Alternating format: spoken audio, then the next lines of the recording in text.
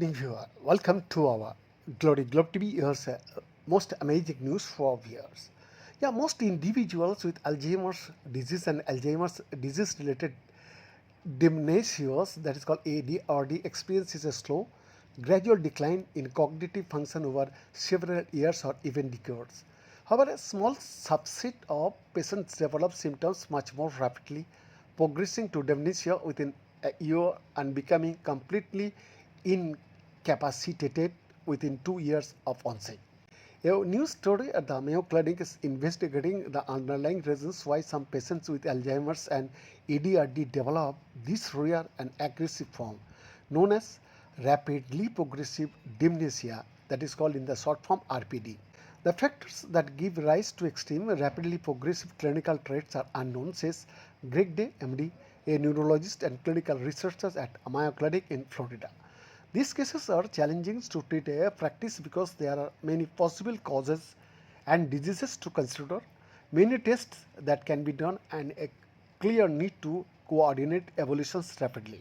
Dr. Day will lead a team of researchers from Mayo Clinic in Florida and Rockstars Minnesota to study the biology of RPD through a project funded by the National Institute on Aging of the National Institutes of Health.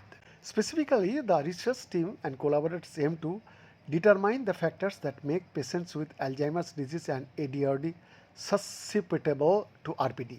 Study to contributions of amyloid and tau toxic proteins and vascular changes in the brain to resist and call the rates of progression in patients with Alzheimer's disease and ADRD.